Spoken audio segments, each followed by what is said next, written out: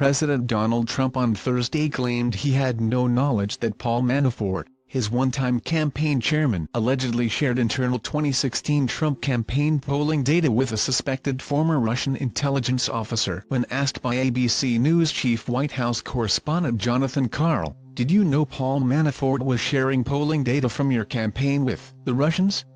Trump responded, "No. I didn't know anything about that."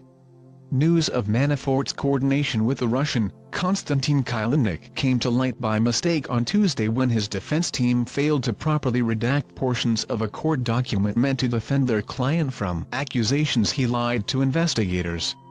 More, Paul Manafort shared 2016 presidential polling data with ex-Russian agent, Feds, Jacqueline Martin. The President Donald Trump speaks to the media as he leaves the White House, January 10, 2019. En route for a trip to the border in Texas as the government shutdown continues. Legal experts told ABC News this week that sharing campaign polling data with a foreign person is not a crime, but could be an important piece to the puzzle concerning possible Trump campaign coordination with Russians during the 2016 campaign, a subject being investigated by special counsel Robert Mueller's office.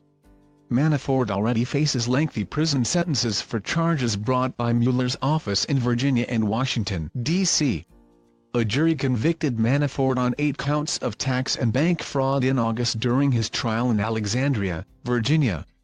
On the eve of a second trial in Washington, D.C., the next month, Manafort struck a plea deal with prosecutors.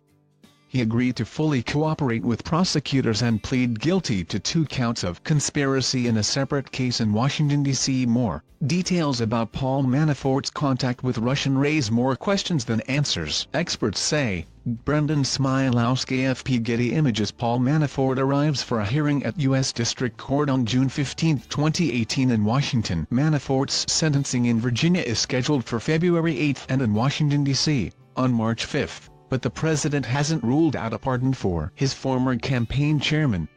But that plea deal fell apart after prosecutors accused him of lying. Trump, asked by the New York Post in November whether he was considering a pardon, Manafort said that he wouldn't take it off the table.